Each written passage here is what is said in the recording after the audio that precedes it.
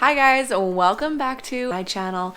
I'm excited to bring you another video talking about digital nomad life, but instead of giving you some tips on Spanish digital nomad visa or some vlogs or my story, I kind of wanted to give you what I wish I would have known before I became a digital nomad. So these are things that I learned along the way over the past 3.5 years, and I want to share with you in case you are starting this journey, maybe you're brand new to being a digital nomad, and things that maybe you can learn or some tips, because there are definitely some lessons in this chaotic lifestyle that I have learned. So I'm here to dive in and share it with you guys. So some of the things that I learned along the way and some things that I wish I would have known earlier that might have made things easier or might have given me a different perspective are, number one, the fact that you can be a lot happier with a lot less. And this might seem cliche and this might seem like, oh, Christina, we all know that, but I'm telling you, when you strip yourself away from like the corporate lifestyle, from your job title, from the timeline you think you need to follow, from all the things you think you need to buy and have in life to be happy, and you go and travel the world, you come to realize quite quickly that you can be super happy without all of those things, and that none of those things should equal you actually being happy. You should be able to be happy with yourself and what's around you and what's going on, and being in the moment, in the present, and enjoying things is what's going to give you the happiness to only make the rest of that stuff all be bonuses on top of it. And it's like once you're stripped away from all of the outside chaoticness of life, especially in a Western world, especially in America, where it's like keep up with the Joneses, grind, go, buy a nice house, buy a nice car, buy the bags, like all of that stuff. When you're stripped of that and you no longer have your job title and you no longer have all those things, who are you and what makes you happy? And figuring out those will impact your life and change them massively. And I'm not saying you need to not have nice things and get rid of all your designer stuffs and never wear nice clothes. Like, that has nothing to do with it. It's the pure fact that if you remove all of that, do you still know who you are and do you still know what you do to make yourself happy? And so kind of learning that lesson, especially traveling to, different countries where I wasn't able to have a lot of those things, and then moving back to Europe and stuff and being back in America. Trust me, your girl loves her nice stuff. But I realize those are just my bonuses in life, and it's not something that will make me happier or make me feel cooler about myself or make me feel more successful because I have them. It's just like an extra bonus on top of life. And I think that's just a good perspective to have, and something I definitely learned along the way. And I think if I would have known that earlier, maybe I would have been able to find myself as basic as that says before going traveling. But I'm telling you, it is just a complete mind shift, and it will alter your life for the better. Trust me on that one. So just realizing what makes you happy internally will help you on the outside. And that kind of rolls into number two. And number two is a hard lesson that I learned, and I know a lot of my traveling friends learned as well, and we've always talked about this, is the fact that you will lose some friends. And it might sound like, oh, then they weren't your good friends anyway. They probably weren't, but that's not always the case. Sometimes it's just that you will grow apart. The longer you spend away from home, the longer you travel and move abroad and live a completely different lifestyle, the more distance in a lot of friendships you will see. You will definitely know who are your long, true to the core term friendships, because you will still have that relationship with them, even if you don't talk all of the time. But there are some people who you might have considered really good friends or even best friends that you won't be friends with much longer. And that's only because you're not a constant in their life anymore. They don't see you all the time. They might feel like they can't really relate to you much anymore because you're off living this crazy adventurous life and they're at home, so they might not want to talk to you about their job or their relationship or things that are going on in their life when you are doing something so cool and adventurous. And what they don't realize sometimes is that you're completely open to still having those conversations, and vice versa. After a while of you talking about your travels and stuff, you don't bring it up all the time with your friends because you're just trying to find a relatability. And sometimes that relatability is really stretched out when you're living completely two different lives. And what I definitely noticed in my 20s, I'm 29 now, so over the past decade, what I've really learned is that I had a lot of party friends that I considered to be really, really good friends. And then when I traveled abroad, I realized that they were just party friends and they weren't actually really good friends, because none of them really made an effort to even continue the relationship with me or the friendship with me, and it kind of really quickly fizzled out. And it did hurt my feelings a lot in the beginning, and I felt like I wasn't good enough, or maybe wouldn't love me enough or care about me enough. And I realized after a while it had nothing truly to do with me as a person, it just had to do with life in general, and that it's okay to have a much smaller, tight-knit group of friends than it is to worry about having, 1,000 friends like I used to always worry about when I was younger. So that's definitely something you have to be ready for, is the fact that, there will be strains on relationships and friendships with you living abroad, and that it's okay, but you need to remember, like, you're chasing your dreams and why you're doing this. Like, this is something to make you genuinely happy. And those people, like I said, who are long-term friends, they will be happy for you no matter what. And with that said, it's all right to understand that people come into your life and they serve a purpose at a certain point, and not everyone in life is meant to be your friend from the moment you meet until the moment you die. Like, your friendships are gonna change and evolve over time, and you're gonna make so many good friends while you're living abroad that you also have those to look forward to. But in addition to friends and your family and stuff, and maybe feeling that sense of guilt from being away and missing a lot from home, one thing you need to realize is that problems still exist in paradise. And this might sound like, oh, cry me a river, you're off living your best life, what can you really complain about? The problem is we're all still humans, and you're still going to be facing stress, you're going to still be facing sadness or anger or things that happen in your life. You might still go through heartbreak.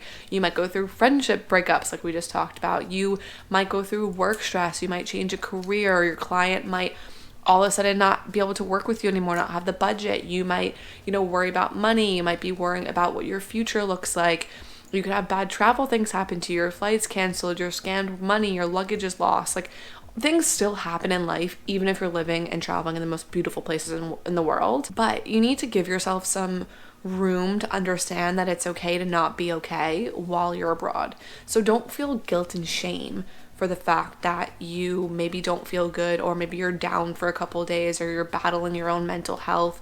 Because although moving abroad or traveling to your favorite destinations in the world can do immense things for your mental health and can be so good and like turn you in the right direction, you still are human, and you'll still face the problems you had previously if you battle anxiety or depression or stress or any of that stuff, or just normal day-to-day emotions that we all go through.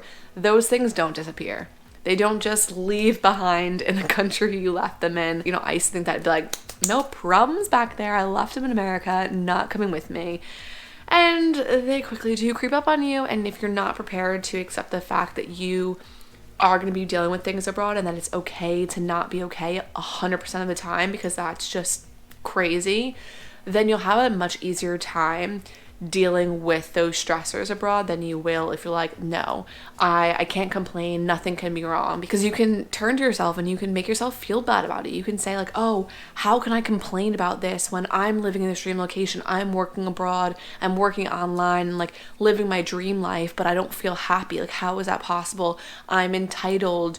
You think you're a brat, you think you're ungrateful. And I've gone through all of those things. Like, when I moved to Bali, I was having the best time, and after a bit of time, like, life did catch up to me, and I battled some like really dark times and anxiety and all that stuff, and I felt horrible even admitting the fact that I was feeling those things, even admitting the fact that like that was how I was feeling inside. I was like, I shouldn't feel this way. Like, look at me, I'm waking up in Bali, I shouldn't ever feel bad. But it's like, you're human, you have emotions, so you need to understand that you still need to work through things. And the easier that you give yourself, and the more room and kindness you have to yourself about dealing with things in quote unquote paradise, the easier it will to actually be able to work through them than to allow them to like build up into this monster ordeal, and then you feel extremely lost. So don't let that happen to you, because you realize we're all human.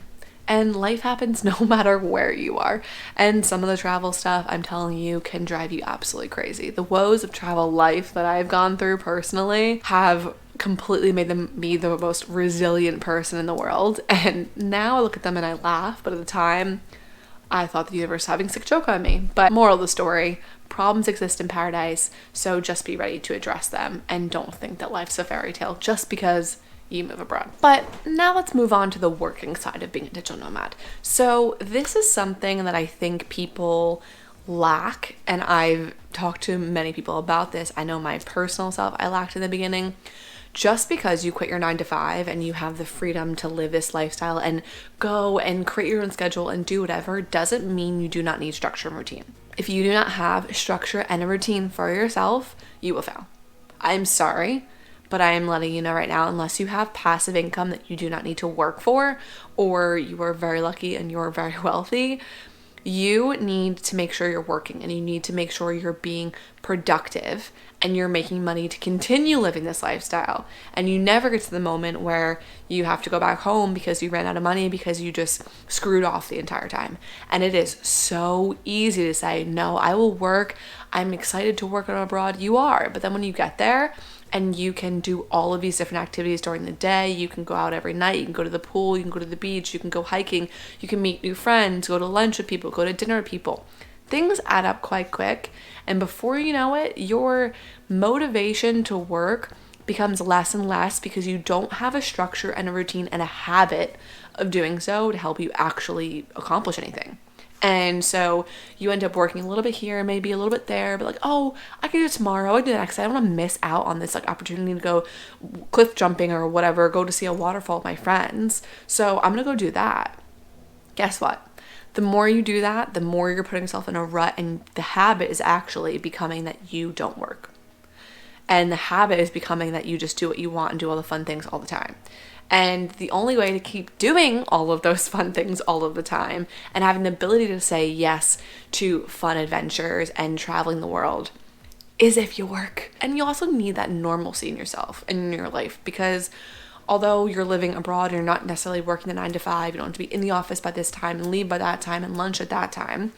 That is a freedom in itself, not having to do that. But you do just need, for your own mental well-being, like, create yourself a morning routine. What do you do when you get up? Do you go for a walk on the beach? Like, that's freedom in itself, able to go do that every day. Do you go meditate? Do you go have coffee at a cute little shop on the corner? Do you go for a drive around your new neighborhood? Like, do you go for a walk around downtown? Do you go for a little mini morning hike? Whatever it is, like, create yourself a morning routine and create yourself a scheduled time of the day. Maybe it's within a certain amount of hours a day. So maybe you say, I do 3 hours a day every Monday, Wednesday, Thursday, and I do a full day on whatever Wednesdays or Tuesdays. And you can figure out what your schedule is, but make it consistent.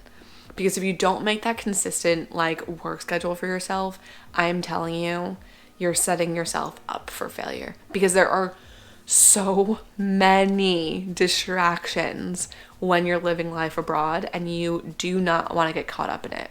You want to be able to continue this lifestyle for a long time to come, years down the road, if that's what your goal is, and be able to keep going and enjoying it and building your own success for yourself and whatever your goals are.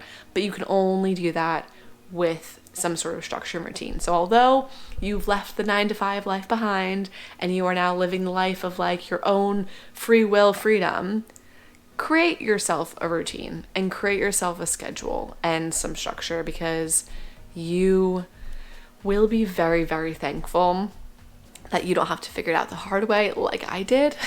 I started to really just go down the path of like living my best life all of the time, and then being like, oh crap, like I need to actually get my butt in gear. And then you're working to overdrive, and like that is not fun either. So the quicker and easier you set that routine up for yourself, the more easy and straightforward and simple it'll be for you. And you could still schedule in all the fun you want, but just make sure you're scheduling enough time to actually work and get things done. And next, staying on the job side of the digital nomad life, is the insane amount of things that you can do online that I never realized, never thought of.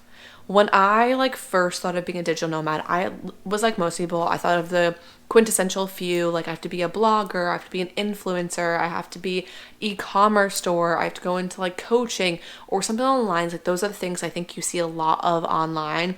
Very saturated social media manager, all those kind of things. Very saturated market of people who are living this lifestyle and doing it. And sometimes it can feel a bit can feel a bit daunting when you don't necessarily know how to get into those, or maybe you don't want to do any of those, but you still want to work abroad, or you have a degree in something and you're unsure of how you can even make your skills transferable into something else. And what I realized when I was abroad was there was so many people doing so many different things that it was actually like really surprising and also motivating in the sense of knowing that there is so much more out there. And if you want to change paths, or if you want to pivot, or you want to try something new in your career, the internet has completely changed the game. So there is so much that you can do. And when I went to Bali and I actually started meeting all these digital nomads doing all these crazy different things, that gave me the idea to start my podcast. And so on my podcast, when I was living in Bali, I was interviewing all these different people with completely different walks of life, from different countries, different backgrounds, doing different careers, and giving insight into how they got started, what their story was, what their tips were, all that kind of stuff. So definitely check that out if you want to see some interviews I've done. And there are some older ones as well that are not on YouTube, which you can go listen to Crazy Nomad podcast on Spotify or Apple Podcasts or wherever. But I interview a lot of people, and it just gives you good insight into what people do. Like, there was someone who is like a yoga teacher all over the world. There's someone's a tantra teacher. If you don't know what that is, look it up. There was someone who started their own jewelry line. There's a fitness coach. I had a psychic, CEO of an events company who just runs events around the world, retreat leaders, like YouTubers, group trip companies. And their stories are just really, really great. And I just think it goes to show, like, there is so much you can do online, no matter what degree, background, anything you come from. If this is really your goal and you really want to come full force into it, you can absolutely accomplish it. And with all that said as well, like, you don't have to have it all figured out. Like, you don't have to have life all figured out in your 20s, in your 30s even. Most people don't. Like, I quit my job at 26.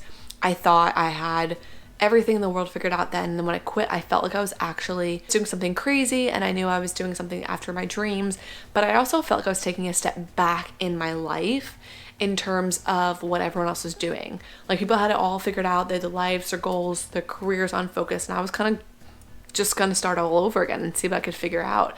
And the more people I've talked to, successful people who are growing and building all across the board, is that you will never have everything all figured out. So just take things one step at a time. Like, you will never see the full staircase ahead of you, but as you take each step, you'll climb closer and closer and closer to the goal you want to get to. So don't feel like you need to be a certain age, you need to have a certain degree, you need to have certain skills to do this. Like, you can absolutely do it.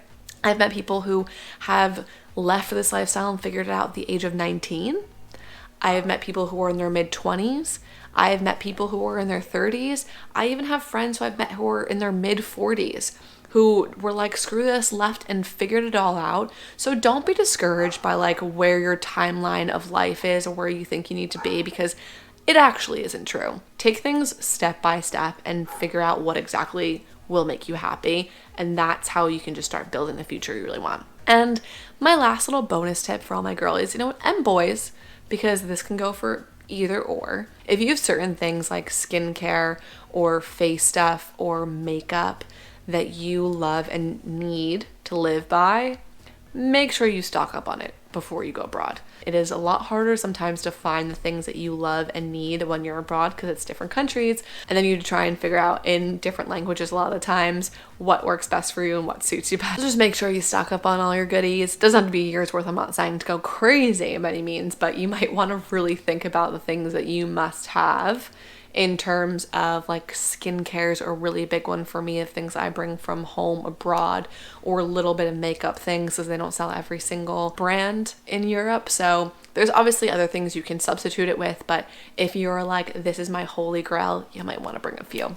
But these are just some of the lessons, honestly, and things that I wish I would have known before I went abroad. Some of it's mindset stuff, some of it obviously is physical stuff, some of it's traveling, but you just need to kind of be ready to learn lots of lessons along the way and just be prepared as you can.